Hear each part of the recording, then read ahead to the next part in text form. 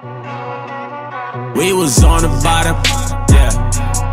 Now we headed to the top, new level. On my level, don't see anybody, I don't see him.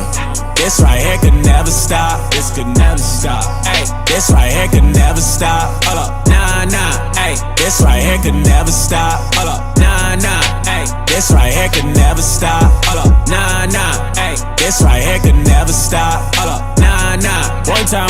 Ay, I live on a job, right? Yeah, I'm always at work, right? Real people stay by me, right? Haters wanna do hurt, right? Know they tryna stop me, right? Drag my name through dirt, right? I don't feed into the hate, right? I just answer with a smirk, facts. I feel so special, facts. I know my worth, facts. My bloodline royal, facts. We the kings of the earth, right? You can't stop this, nah. You can't stop this, no way. Yo.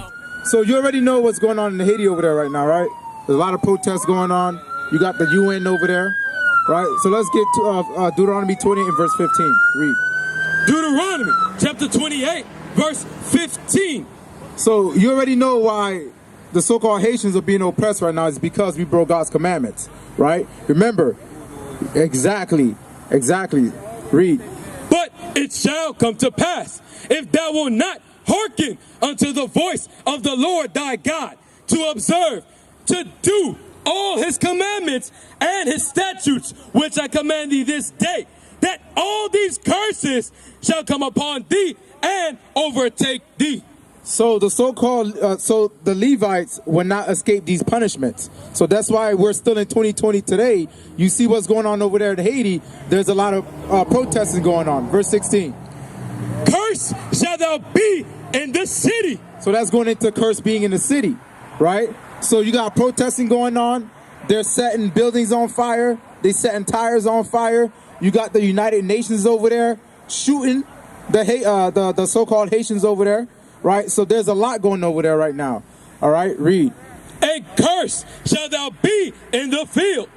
So if you look in slavery, we worked in what? We worked in the coffee field, right? Because there was coffee over there. There was sugar cane, right? So they shipped they shipped the slaves from the west coast of Africa and dropped them off in the island of Haiti in 1619, right? So they dropped them off, and they worked in the cotton fields, the sugar cane field, the coffee field, so on and so forth. And it was so hard over there in Haiti that the life expectancy in Haiti when they dropped off a slave was about 7 years. So that hard-working labor was hard, right? So that's what it meant, curse shalt thou be in the field. But not just that. If you look at what's going on today, you still got Haitians working over there, I think in Homestead, at the plantation. My mom's still working the plantation. The pois, that buzz pois. Exactly. So curse shalt thou be in the field. My mom works over there from 5 o'clock in the morning all the way till sundown. Read that again. Curse shall thou be in the city. A curse shall thou be in the field. So we are cursed as a people. That's why Haiti is going through what they're going through right now. Like with the earthquake, right? What was that in 2011, right? Billions of dollars was sent to Haiti, right? And all they did was build about 6 houses. They didn't do nothing. Exactly. So you go over there in Haiti right now, still in the slums. Building structures are still incomplete. Why? Because God said, if my people don't obey my voice, which is keeping my commandments, I'm going to punish them. That's why Haiti's going through what they are right now. Let's go to verse 48. Verse 48.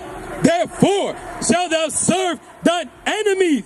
So the Lord said we got to serve them. So you already know the French, right? So that's why we got names like, Jean-Baptiste, exactly, Pierre, right? Exactly, because the French went to the island of Haiti and they conquered us there. Read. Which the Lord shall send against thee. And the Lord did that.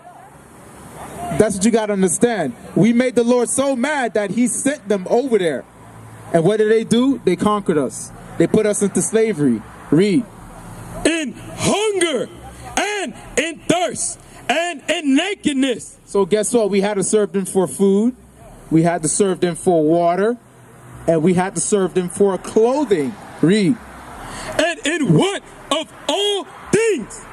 Because they what? They conquered the land, right? Was it? We couldn't read their language, we couldn't write, so we had to go to the French for the one of all things, right? Even the names that they gave us. Read. Exactly. Read. And he shall put a yoke of iron upon thy neck. Then we had chains around our neck. Where is it here? So then we had chains around our neck during slavery. Right. We had chains around our neck. Why? Because God said, if my people don't keep my commandments, they're going to have chains around their necks. Read. Until he have destroyed thee. Until they are mentally destroyed. How are they destroyed? Let's get Hosea 4 and 6. Let's find out how the so-called Haitians are destroyed and why they calling themselves Haitians today. So that's one thing we got to understand. Read. Hosea chapter 4 verse 6. My people are destroyed for lack of knowledge. We are destroyed because we lack God's commandments. We are destroyed because God said, because you broke my commandments, I'm going to punish you. And within that, the person that I sent you, he's going to destroy you mentally. So guess what? We celebrating Christmas. We voting. We celebrating Halloween. That's how we're mentally destroyed. We trust in the system that the white man has set up for us. When an earthquake is going on in Haiti right now, what do our people cry for? We cry for help.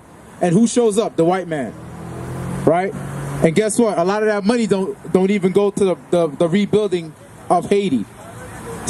Exactly. The water over there is still bad. Building structures there are still bad.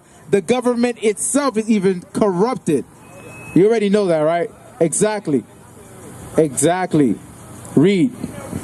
Because thou hast rejected knowledge, I will also reject thee. So that's why God said, because you don't want to listen, I'm going to reject you. I'm going to reject you because you don't want to keep God's commandments, right?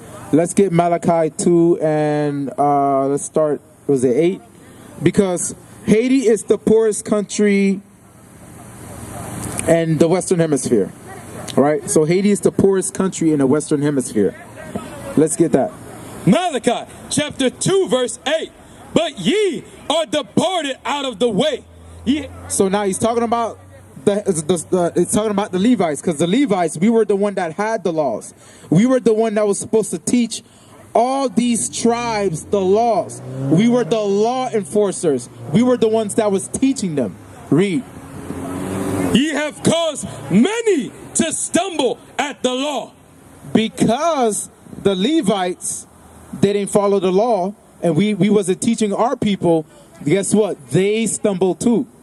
They started doing their own thing. They started breaking the commandments because the Levites, who are the law enforcers, they stumbled. So guess what? Our people did too. Read.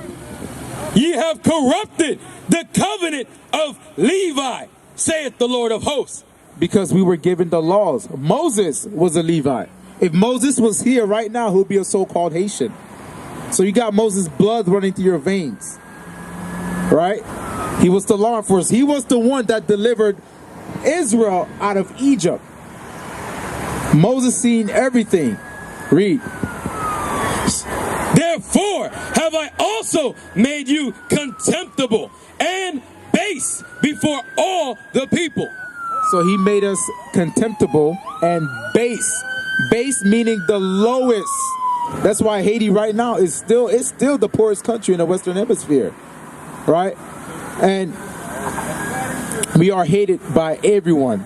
So wherever we go, we are hated by everyone. Whether we're here in whether we're here in America, whether we're up in Canada, because I know there's some Haitians over there. Was it Montreal? Yeah, exactly. There's some stereotypes over there. There's a lot of stereotyping going on over there, right? Because we are hated amongst every people. Read. Is that it? Read. According as ye have not kept my ways, but have been partial in the law. Because we We tried to keep, because we halfway kept the laws. So sometimes we kept the laws, sometimes we didn't. All right, exactly. We're supposed to keep it all the way. Brother, what's your name? Alex. I'm Phineas. So I was just showing him that he was from the tribe of Levi, right? What tribe are you from, based on what we have here? What? Say again? So you'll be a so-called Puerto Rican. So-called, right? So your dad is Puerto Rican? Okay, so you'll be a Puerto Rican, right? So from within that, you'll be from a tribe of Ephraim, all right? Because when you look in the Bible, you will not find Puerto Rican. Right. When you read the Bible, you will not find Haitian, because he's a so-called Haitian, but he's an Israelite from the tribe of Levi. Exactly. It didn't exist. So how do we get this name? Let's get Deuteronomy 28 and 37. Because when we asked him what was his nationality, he said Haitian. And history, I mean, Haitian never existed. That name itself, when the question is, what before we even came to the island of Haiti, what did we call ourselves? Before we even came to the island of Puerto Rico, what did we call ourselves?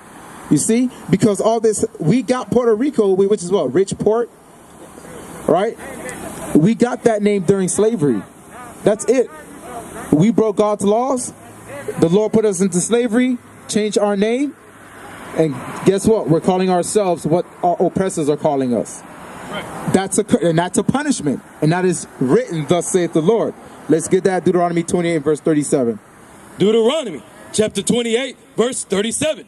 And thou shalt become an astonishment, a proverb, and a byword. So, Alex, what's a byword?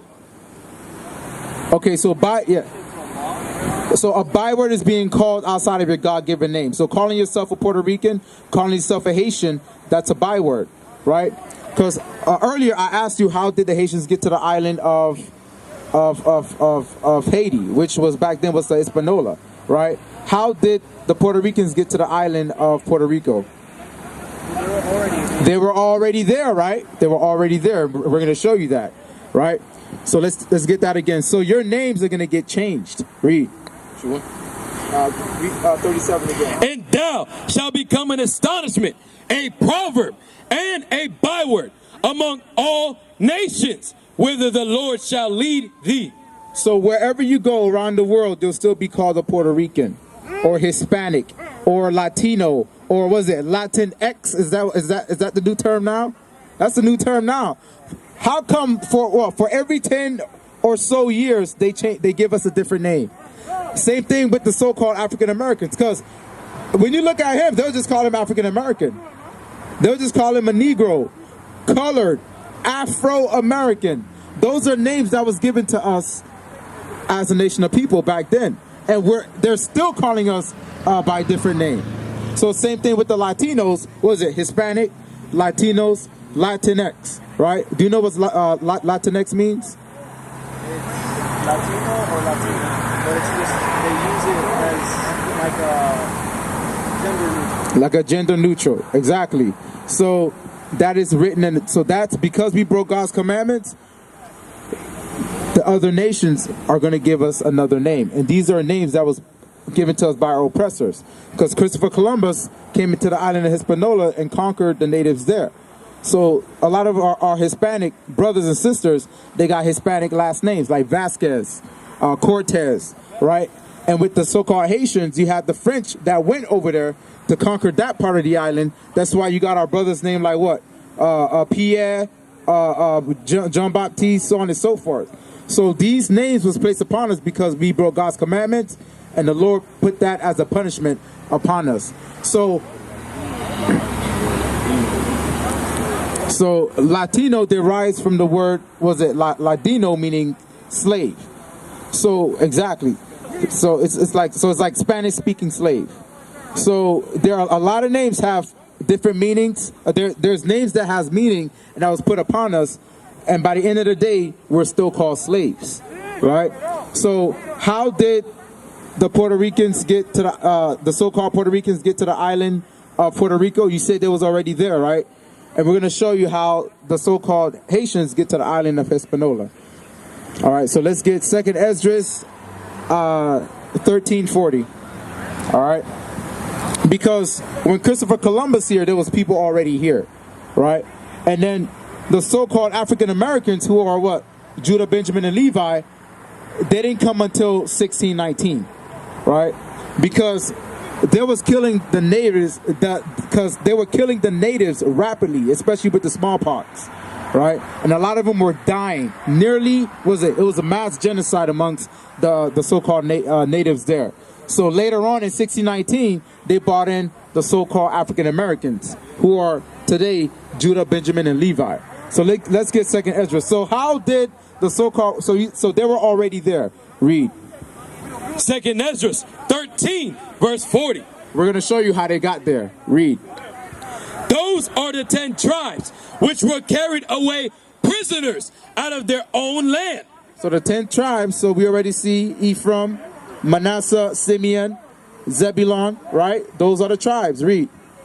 Out of their own land in the time of Hosea the king, whom Salmanessar, the king of Assyria, that was around 722 BC. Read.